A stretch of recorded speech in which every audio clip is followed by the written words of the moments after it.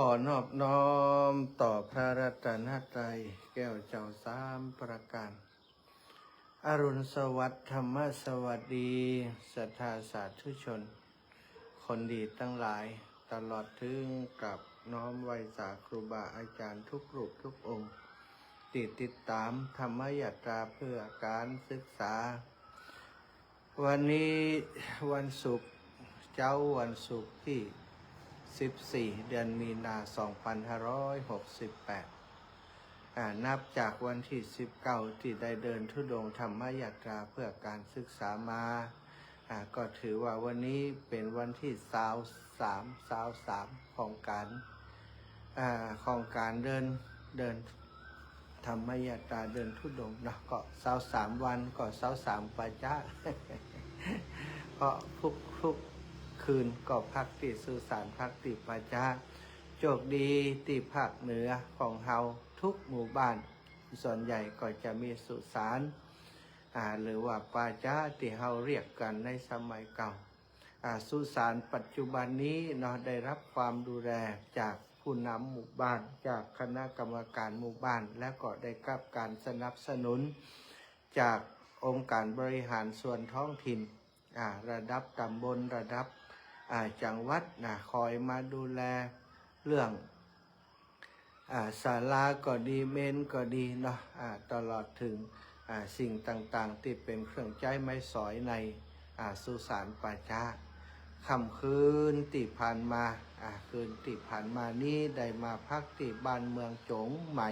พัฒนาตำบลเมืองจงตำบลเมืองจงอำเภอภูเพียงจังหวัดน่านสถานญาติโยมก็เป็นสุสานที่ทำได้ดีมากเนาะเหมือนครับเป็นศาลาวัดเลยเตี่ยตมาพักอยู่นี่แล้วก็สะอาดสถาปูกระเบื้องเป็นสีน้ำตาลนะเป็นสีน้ำตาลลายปาเก้โอ้เรียบร้อยสะอาดอาตมาหันสะอาดก็เลยมากวาดปัดกวาดถูเช็ดถูทำความสะอาดเรียบร้อยหมดเลยดูแลสะอาดหมดจดสดใสไว้ยะอย่างเปื่อนหวานนะแล้วก็ได้กางเต็นท์กางกรดปักรถเพื่อจะนั่งสมาธิพักผ่อนยามค่ำคืนแล้วก็เป็นที่จัดรายการเต็นท์ก็สำหรับถ้าอากาศหนาวเย็นก็มุดเข้าไปในเต็นท์นอนในเต็นท์2 อย่างนะหลายคนถามว่าทำไมถึงเอาไปถึง2 อย่างมันนักนะกรดบ่เอามาบ่ได้มันเป็น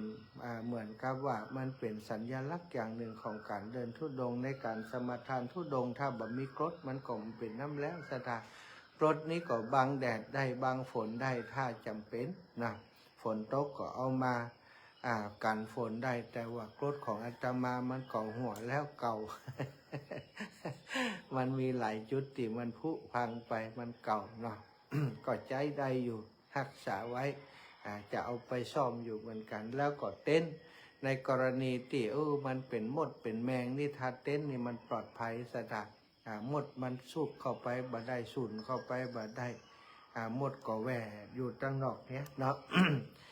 เพราะมันมิดชิดอยู่ตั้งในถ้าหนาวก็ปิดเหี่ยมด ถ้าร้อนก็เปิดตัวที่เป็นเต็นท์ออกแล้วก็อากาศก็ได้ถ่ายเทสะดวกสบายสถานอีกอย่างหนึ่งก็คิดว่าเวลากางกดปักกดไว้นี่ครูบาอาจารย์เนาะครูบาอาจารย์เครื่องคว้าอย่างต่างๆเขาก็เอาไว้ติกรดก็ถือว่านอนหันหัวไปตั้งกรดครูบาอาจารย์อยู่ติกรดท่านนะศรัทธาญาติโยมอันนี้ก็เป็นสัมภาระที่นำติดตัวมาเนาะวันนี้ปกตินี่จะร้อนเก็บหมดละแล้วก็ไล่สดให้ศรัทธาพอแต่วันนี้นี่อยากจะให้ศรัทธาได้หันว่าอย่างเงี้ยเนาะเวลาตอนเจ้ามาเนาะตอนเจ้ามาก็จะเก็บความมุดแล้วก็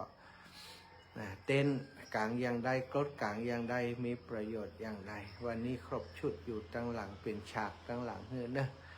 สะทายปล่อยแม่ตั้งหลายนาทิสันติปรมังสุขังความสุขอื่นยิ่งกว่าความสงบบ่มี คนเฮาทุกวันนี้ตื่นเจ้ามาเนาะก็หาความสงบอยากโดยเฉพาะใครที่บะจังปรับใจปรุงใจแปลงใจมักจะเจอแต่เรื่องราวฮึบปวดหัวอยู่ทุกค่ำทุกเช้าแต่คนที่เข้าใจก็จะทำใจได้ทำตัวถูกหลายๆคนตื่นเจ้ามานี่ก็อย่างว่านะนอนลูกหลานวันเดียวขอลูกควายนอนเด็กลูกควายทำไมถึงนอนเด็กก็เพราะมันเล่นอยู่นะเล่นโทรศัพท์กาเล่นโทรศัพท์มือถือเป็นส่วนใหญ่เนาะบางผ่องก็เล่นเกมบางผ่องก็อู้กับเปื่อนในโซเชียลบางผ่องก็ไปชอบพอนู่นพอนี่แน่ที่แหลกชอบพอหาสิ่งที่เป็นกำมูนะเอาไปเอามาโอ้ดูนั้นดูนี้เพลินไปพอเวลาแหมกำตีหนึ่งตีสองบางคนก็ทำให้เขาลูกควายพอลูกควายไม่ยาไม่ย้ายก็เดือดร้อนแล้ว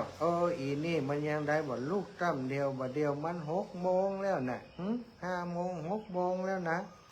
เดือดร้อนมันจะไปโรงเรียนกั้มไปบางเตือนโรงเรียนมันยุดลูกหลานมันได้บอกก็จมเดือดเนาะอันนี้ก็มีปัญหาทำให้เปิ่นเรียกว่ามันบ่มีความสงบบ่มีความสงบในครอบครัวก็เป็นปัญหาที่ทำให้ศรัทธาหลายท่านหลายคนอยู่กับครอบครัวอยู่กับลูกกับหลานบ่มีความสุขเนอะฉะนั้นก็หาความสุขใส่ตัวนะคนเฮาเกิดมาคนเดียวนะเวลาตายเฮาก็ไปคนเดียวเวลาอยู่ก็อาจจะอยู่กันหลายสถานแต่เวลาตายจะได้กระจากตึงไปคนเดียวนะมีไผไปด้วยเฮาสามีภรรยาฮักกันเพียงตายเวลาตายมาต่างคนต่างไปนะผัวก็ไปอยู่ของผัวเมียก็ไปอยู่ของเมียบางทีบางแห่งตายไปปุ๊บผ่าจานทันที แบ่งอันนี้ทันทีแบ่งข้าวตอกดอกไม้บางคนเดือดร้อนนะอยู่กันฮักกันถ้าปิดตายไปน้องเติมเอาไผหักเดียวใจเดียวหักกันหมักไม้นอนเปาะนอนเจ้ากันอย่างใดก็มีตอนมีชีวิตอยู่กอดกันหอมกันหักกันบอกหักกันทุกเจ้าทุกค่ำเวลาตายมาป๊บปีก็ไปของปีเนอะน้องก็ไปของน้องเนอะอันนี้เขาตอกดอกไม้ไปไหว้พระศรีเกศแก้วจุฬาเหมือนนี้เนี่ยศรัทธาอีปอยอีแม่ตั้งหลายตัดขาดกันผีอยู่ส่วนผีคนอยู่ส่วนคนบ่ต้องมายุ่งบ่ต้องมาสนบ่ต้องมาห่วงเน้ออันนี้เนาะบางคนนี่อาตมาเคยเป็นผู้จานเดือดร้อนเมื่อไรจะแบ่งเขาตอกเราไม่ก่อนเดียวก่อนกาก่อนศพจะออกบ้านก่อนกาแบ่งมาเดียวที่มันกากลัวบ่ได้แบ่งเนาะศรัทธาเวลาอยู่ก็ห้ากันศรัทธาอีปล่อยแม่ทั้งหลายบอกว่าไผ จะเป็นลูกเป็นเต้าเป็นปี่เป็นน้องเป็นสามีภรรยาถึงวันหนึ่งมาเขาจะต้องพลัดพรากจากกันนะพลัดพรากจากกันการพลัดพรากจากกันเป็นเรื่องธรรมดาของชีวิตของมนุษย์ทั้งหลายเขาเกิดมาเขาได้พบปะกันเพื่อจะพลัดพรากกันมาพลัดพรากวันนี้ก็พลัดพรากวันหน้าพบปะกันชั่วคราวก็พลัดพรากจากกันชั่วคราวบอกว่าความสัมพันธ์ระดับใดนี่อาตมาได้พบปะกับสถาญาติโยมไข่หันหน้าไข่หันตากันพบปะกันอยู่กันชั่วโมงก่อมถึง หันหน้ากันแล้วก็จากกันจะได้มาหันกันแฮมก่อนนี่ก็บันแน่ใจแต่ว่าได้พบปะกันแล้วก็ยังดีกว่าที่ฟังรายการแล้วว่าหันหน้ากันเลยเนาะช่วงนี้ก็ได้มาแสวงบุญอยู่ที่เมืองน่านเป็นเมืองน่าอยู่จริงๆสถาญาติโยมสิ่งแวดล้อมอย่างต่างๆดูดีดูงามไปหมดแปลกดีสถานไปที่อื่นสุสานประชาติบ้านเฮาบางที่บางแห่งมันแบบมีเสียงนกเสียงหนูที่นี่นะตั้งแต่เดินทางมาออกจากตังเงาบ้านเฮาเอาตั้งแต่คืนแรกเนี่ยที่วัดสีภูมิมาตาส้มปล่อยสุสานประชาบ้านเปิ้นก็มีนกหนูหูปีกนกกะเวานกหลายชนิดตลอดถึงมีบางในมีกระหลอกกระแตสถานนกกะเวาในห้องนะทุกเจ้าจะเจอนกกะเวาห้องที่นี่ก็เหมือนกันสถานมา13ประชาแล้วนี่ ทุกป่าช้าจะได้ยินเสียงพวกนี้เป็นปกติเหมือนกับว่าอยู่ที่เก่า เสียงเป็นเสียงธรรมชาติที่น่าฟังเนาะเมืองน่านเป็นเมืองที่น่าแอวน่าเที่ยวเป็นเมืองน้อยๆต้อมล้อมมีวัดมีวารัวรอบขอบชิดคูบ้านคูเมืองเปิ่นงามสถานเนาะจัดได้งามเมืองน่านบัดเดี๋ยวนี้ก็มีการสร้างมิวเซียมพิพิธภัณฑ์ของคนน่านเป็นสร้างแบบหรูหราอลังการโดยก่อเลี้ยงเอียงคำเศรษฐีระดับประเทศเป็นมาอยู่เมืองน่านแล้วเป็นก็บริจาคทรัพย์ในการสร้างโรงพยาบาลอุปถัมภ์โรงพยาบาลแล้วก็สร้างหลายสิ่งหลายอย่างพัฒนาปรับปรุงแต่ว่าเปิ่นปรับปรุงบัดทำให้มันสูงมันใหญ่โออาอย่างมากนักนาสถาทำให้แบบวิถีเจ้าบ้านอย่างตีอาคารพิพิธภัณฑ์มิวเซียมนี่แทนที่เปิ่นจะทำสูงขึ้นแต่ว่าเปิ่นเอาลงดินนะเป็นชั้นใต้ดินรู้สึกว่าจะลงใต้ดินไป2 ชั้นแล้วก็มีหอประชุมมีอย่างต่างๆเป็นแลนด์มาร์กอีกแห่งหนึ่งของจังหวัดน่านวันหน้าก็มาแอวมาพอเนอสถานนาแอวเป็นเมืองที่นาแอวตอนนี้มีความสุขที่ได้มีโอกาสมาเมืองน่านได้มาเดินแอวพอบ้านเมืองของเปิ้นวันนี้ก็จะเดินไปทางอำเภอสันติสุขเหลือแหม23 กิโล23 กิโลจะถึงวัดโป่งคำที่หลวงพ่อท่านพระครูสุจินนันทกิจเจ้าคณะอำเภอสันติสุขวัดโป่งคำหลวงพ่อจะอยู่หรือบ่อยู่บ่ฮู้เนาะแต่จะเข้าไปป่าช้าก่อนตั้งใจมาหาเพื่อนก็คงจะได้มีโอกาสสนทนาธรรมได้อุจาการพัฒนาของหลวงพ่อเนาะในวันพรุ่งวันนี้วันที่14วันพรุ่งนี้วันที่15นะก็จะอยู่กับหลวงพ่ออยู่กับหลวงพ่อก่อนแล้วก็วันที่15ตอนเย็นนะจะขอคนขับรถหลวงพ่อไปส่งที่ป่าช้าแห่งหนึ่งในเวียงเพราะที่16จะต้องเดินทางกลับไปยังจังหวัดลำปางเนาะก็ไปนอนป่าช้าที่ลำปางสักคืนวันที่17ร่วมกิจกรรมที่ลำปางเสร็จแล้วก็จะเดินทางกลับมายังป่าช้าที่ไปนอนคืนวันพรุ่งนี้นะคืนวันพรุ่งนี้จะกลับไปนอนป่าช้าในเวียงอำเภอเมืองน่านเพื่อจะรอขึ้นรถ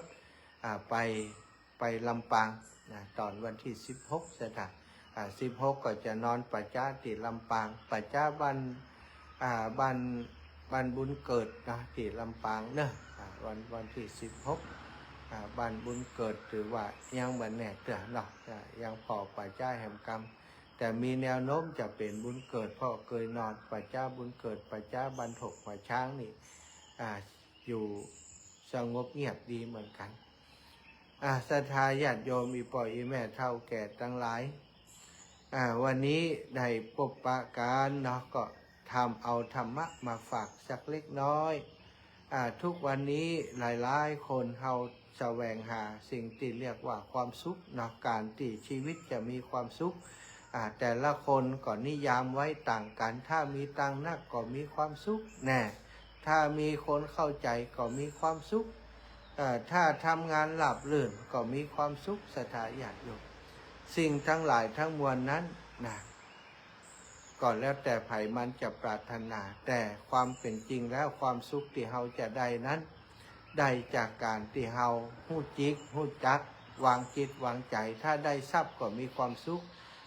ความสุขประมาณใดถ้าต้องการมากเกินไปแหงมีน้อยก็ทำให้เฮาทุกข์ก็ควรจะต้องการหมกพอดีก่อยๆทำก่อยๆไปทรัพย์ก็เกิดขึ้นแต่เวลาได้ทรัพย์มาก็ควรจะบริหารให้เป็นไม่ใช่ว่าได้มาแล้วเอาไปลงที่ขวดเหี่ยไปลงในสิ่งที่บดีบดักไปเหี่ยเอาไปเอามาสุดท้ายก็เหนื่อยกับการหาเงินก็สุดท้ายก็ทุกข์หนักไม่ใช่สุขสกรรมแสวงหาต้องการความเข้าใจจากคนฮักถ้าคนฮักเข้าใจก็จะมีความสุขถามตัวเองก่อนว่าเฮาเข้าใจคนอื่นมากน้อยเพียงใดบ่ใจว่าต้องการให้เปิ่นฮักตัวแต่ว่าตัวบ่ฮักเปิ่นเลยตัวเป็นคนที่ ต้องการให้คนอื่นอู้ดีกับเฮาแต่ว่าเฮาบ่อู้ดีกับไผเลยต้องการให้คนอื่นเอื้อเฟื้อเผื่อแผ่เจือจานสนใจเฮาแต่เฮาบ่เคยเอื้อเฟื้อเผื่อแผ่ดูแลเจือจานไผเลยมันก็ยากนะสถานฉะนั้นต้องการสิ่งใดก็ขอให้ทำสิ่งนั้นคือมันได้ตามความปรารถนาต้องการความรักก็ควรจะให้ความรักแก่คนอื่นเขาก็จะได้ความรักคืนมาชีวิตแต่ละวั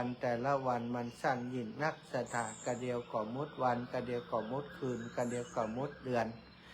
กำเดียวก่อมดปีสร้างความดีกันไว้หลายๆเนอะเพราะว่าสิ่งที่เป็นคุณงามความดีจะเป็นบุญปกปักรักษาเอาไว้เอาบุญปกปักรักษาตลอดเส้นทางที่มีอยู่จนไปสู่สัมปรายภพนะจนกว่าจะตายจากกันไปสร้างสมอบรมคุณงามความดีไว้คุณความดีทั้งหลายจะเป็นสิ่งที่เรียกว่าบุญปกปักรักษาเฮาไปอย่าเอาบาปเอาช่องบดีมาปกปักรักษาห่มตัวเฮามันจะนำแต่ความทุกข์มาให้ทำแต่คุณงามความดีคุณงามความดีพื้นฐานก็มีศีลมีศีลมีธรรมมีภาวนาอันนี้เรียกว่าคุณงามความดีพื้นฐานเนาะการศีลภาวนาสั่งสมอบรมกันไว้ก็จะได้ไปสู่สิ่งที่ว่าได้สิ่งที่ว่าเป็นความสุขในชีวิตประจำวันทุกๆวันเอาบุญจากการเดินธุดงค์เข้าวัดมาแบ่งปันศรัทธาเนออนุโมทนาบุญเอาการเป็นกำลังใจให้กันครั้งนี้ก็เหมือนเดิมก็คือช่วยเหลือโรงเรียนขนาดเล็กสถานญาติโยมระหว่างทางก็ได้ใส่บาตรทำบุญกับอาตมาตลอดเส้นทางนักบางน้อยบางพ่องก็โอนปัจจัยมาร่วมบุญแต่ก็บ่ได้เดินช่วยโรงเรียนอย่างเดียวช่วยการช่วยงานครูบาอาจารย์โดยวันนี้ได้ร่วมบุญเป็นเจ้าภาพโฮงตาลที่เปิ่นจะลงจอบแรกการสร้างถาดเจดีย์ที่สถาบันธรรมาภิวัตร1,000 บาทศรัทธาอนุโมทนาบุญเอาด้วยกันเนอะก็เป็นปัจจัยที่ศรัทธาให้หอมมาทั้งนั้นบ่ได้ไปเสาะหาจากที่อื่นศรัทธาก็อนุโมทนาเอาเหมือนกับศรัทธาได้เป็นเจ้าภาพโดยอาตมา1,000 บาทมอบผ่านโยมน้องสุขโยธินซึ่งก็จะเอาไปทำขนมเส้นทำแตงโมทำอะไรอย่างไปถวายไปร่วมบุญในงานลงจอบแรกการสร้างถาดเจดีย์ที่สถาบันธรรมาภิวัตรศรัทธาพี่น้องแม่เมาะพี่น้องผาแมวเนอร์ไผ่อยู่ใกล้ไปร่วมบุญกับครูบาอาจารย์อาตมาอยู่ไกลบ่สามารถจะเดินทางไปร่วมได้ในครั้งนี้ก็คงจะเป็นครั้งต่อไปถ้ามีการมีงานก็จะไปดูแลช่วยเหลืออาจารย์ต่อไปนะเอาบุญมาฝากวันนี้ศรัทธาญาติโยมได้บุญได้กุศลเหมือนกันเนอะบุญรักษาศรัทธาญาติโยมอยู่ดีมีสุขอายุมั่นขวัญยืนเนอะจักได้เดินต่อไปณบัดนี้อายุวันโนสุขังพระลา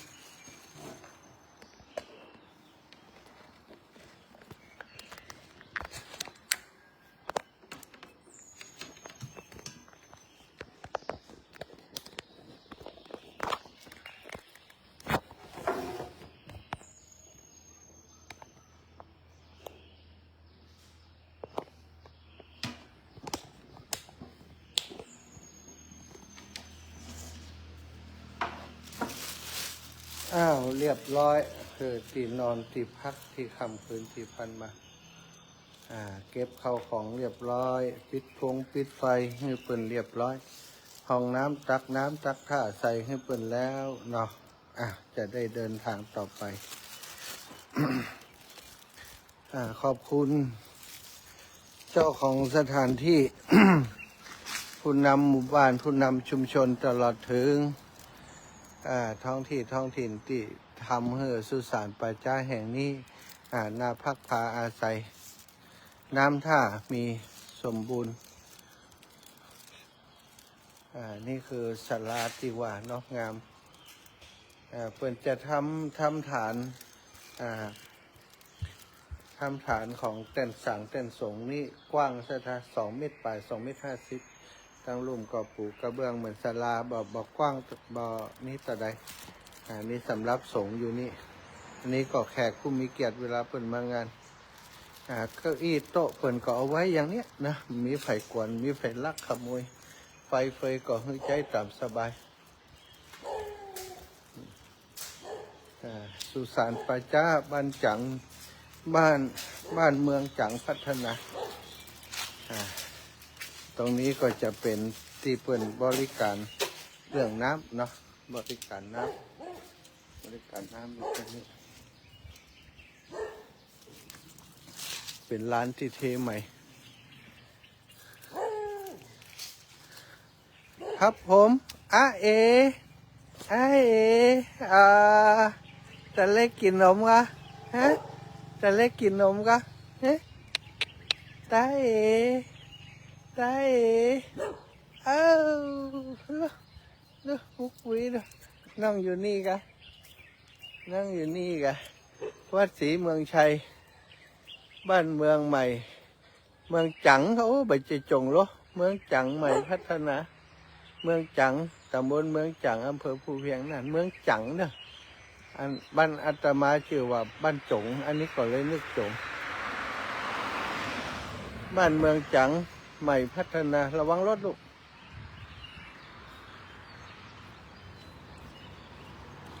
ละศรัทธาเนาะก็เดินทุดงละเดินบิณฑบาตแล้วเนอะพักก่อนเนาะพักก่อนพักการไลฟ์สดไว้เพียงเท่านี้ขอความสุขสวัสดีจงมีแก่ศรัทธาสาธุชนคนดีทุกคนทุกท่านจัตตารโอธรรมาวัฏันติอายุวันโนสุขังพลังป่าช้าบ้านเมืองจังใหม่พัฒนาเมืองจัง